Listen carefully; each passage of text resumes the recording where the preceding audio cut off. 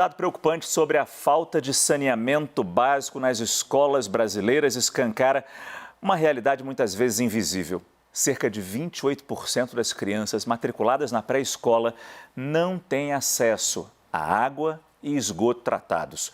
Sem isso, elas ficam vulneráveis a todo tipo de doença, inclusive a Covid-19. Vamos ver a reportagem do Thiago Américo. Qual a relação dessa água suja com o ensino brasileiro? Pode nem parecer, mas segundo pesquisadores, o futuro de crianças brasileiras está ligado diretamente ao acesso a tratamento de esgoto dentro e fora das escolas. Essas crianças estão suscetíveis a doenças gastrointestinais numa frequência muito maior que as outras crianças que têm acesso ao saneamento. Então, essas doenças provocam o afastamento das crianças da escola e prejudicam o desempenho escolar. Esse é um desafio que 28% das escolas do país enfrentam no ensino a crianças de 4 e 5 anos. Uma pesquisa do Observatório do Marco Legal da Primeira Infância revela que esses alunos não chegam a ter acesso a qualquer serviço básico, como água tratada, esgoto sanitário e coleta de lixo. Então, se a gente olha para essas crianças com dificuldade de acesso ao saneamento básico nas instituições de ensino, que é um direito garantido a elas, e pensa nas dificuldades que elas vão ter de aprendizagem, de troca de conhecimento, de construção de conhecimento em função dessas dificuldades que são relativas à oferta de serviços básicos, a gente tem que começar políticas públicas, pensar essas políticas em termos estruturais. A pesquisa identificou que na região norte do país, 75% das crianças da pré-escola não têm acesso a saneamento básico. No Nordeste, esse índice chega a 42%. No Centro-Oeste, a falta de tratamento do esgoto é de 39%. A realidade só fica um pouco melhor no Sul e Sudeste, onde 6% e 24% das crianças não têm acesso a serviços básicos de saneamento. Aqui no Recife, 80% das crianças matriculadas em escolas infantis ou pré-escolas têm acesso a saneamento básico. Realidade bastante diferente no interior de Pernambuco. Na zona rural, apenas 38,6% das crianças matriculadas na pré-escola têm acesso a saneamento básico. Nas localidades mais afastadas da capital, como no sertão, o acesso à água é através de caminhões-pipa, cisternas ou poços artesianos. Em Goiás, 68% das crianças que estão matriculadas nas creches e 59,3% das que estão matriculadas nas pré-escolas têm acesso à água filtrada, esgoto sanitário e coleta de lixo. Os alunos das redes municipais de educação são os que menos têm acesso a esse saneamento básico. Só 62% dos que estão na creche e 52% dos que estão na pré-escola.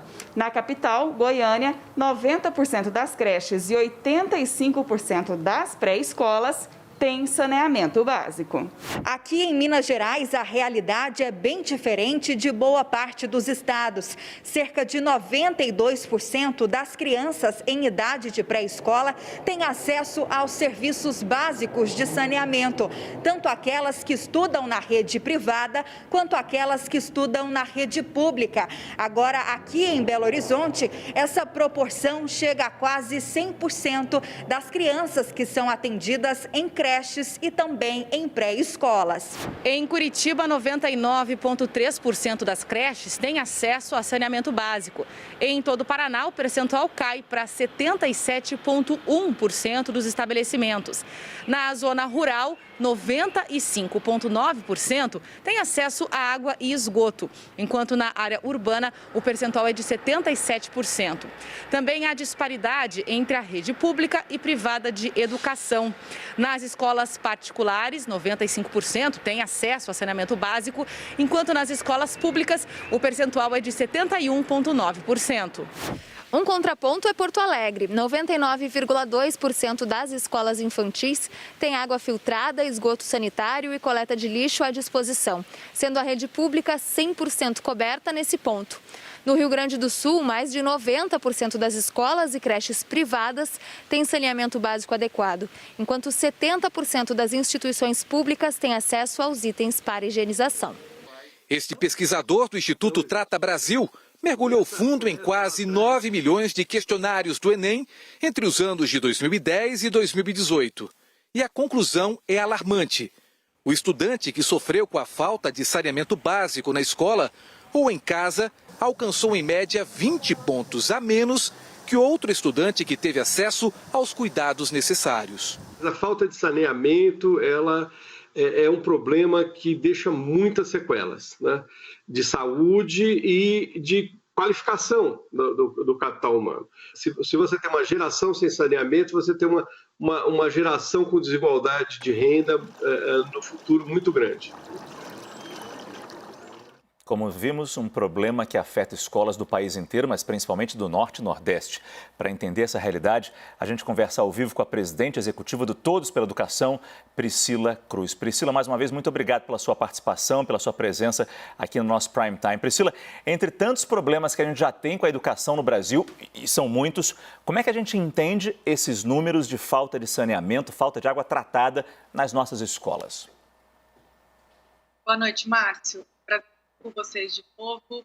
É difícil entender, né? Porque, na verdade, é uma escolha não muito inteligente do país. A gente tem já uma série de evidências, muitos estudos mostrando que o investimento na primeira infância, especialmente nesse período dos 0 aos 3 anos, é um investimento que traz ganhos e traz retornos para essas crianças em toda a sua trajetória, inclusive como as mostradas pela própria reportagem, para o país, né? Todos nós ganhamos quando a gente tem uma preocupação com essa primeira infância, porque 90% das conexões cerebrais são formadas nessa fase da vida. E quando a gente fala em aprendizagem, a gente está falando de vários desenvolvimentos. A gente está falando do desenvolvimento cognitivo, que é a capacidade de aprender, o desenvolvimento social, emocional, o desenvolvimento físico, e tudo isso tem a ver com as condições de saúde, nutrição, estimulação. E, no fundo, Márcio, o que a gente está fazendo como escolha de país é investir menos justamente nas crianças que são mais pobres. Então, qual que é a realidade que a gente vem verificando no país com muita tristeza e indignação, e a gente precisa mostrar essa indignação de forma mais forte para aqueles tomadores de decisão do país? É que essas crianças mais pobres são as que mais precisam de uma educação e de uma escola decente. A gente está falando, inclusive, de decência aqui. Uma escola decente, uma escola que tem uma boa infraestrutura, que garante a aprendizagem, que garante um ambiente seguro para que essa criança e os profissionais da educação consigam aprender e se desenvolver. E a gente tem aí uma realidade que é justamente a oposta. Quanto mais pobre é a criança no Brasil, menos condições, menor infraestrutura, menor aprendizagem ela acaba tendo, e são as que mais precisam. E aí se perpetua um ciclo, infelizmente, triste de permanência na pobreza, sem acesso a um desenvolvimento, a uma evolução. Agora, se a gente fala de falta de estrutura sanitária, em tempo de Covid isso é mais grave ainda, imagino que os problemas prossigam, infiltração, janela quebrada, parede rachada. A pergunta é a seguinte: a situação ano após ano tem melhorado? Vocês do Todos pela Educação acompanham isso? Sim. Vem melhorando sim, vem melhorando de forma lenta, obviamente, infelizmente, lenta, principalmente, de novo, entre os mais pobres. A gente tem melhoras mais fortes, mais intensas nas áreas mais urbanas, nas áreas menos pobres do Brasil, enquanto que as áreas que, de novo, são as que mais precisam de investimento, e de um investimento que dê resultado, né, Márcio? Porque aqui não estou falando apenas de volume de recursos, de volume de dinheiro, mas é de dinheiro bem alocado, bem implementado, bem gerido, garantindo que ele chegue na ponta.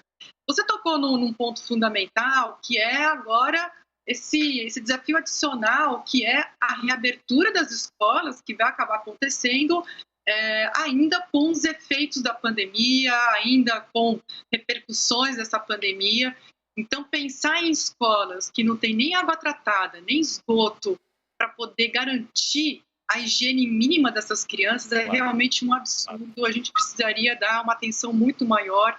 Eu ainda sonho com um dia em que a gente vai conseguir garantir que esse país pense nas crianças. Esse é o sonho de todos nós.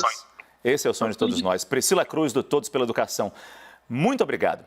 Muito obrigado por esse sinal de alerta que você nos acendeu aqui no Prime Time. Boa noite.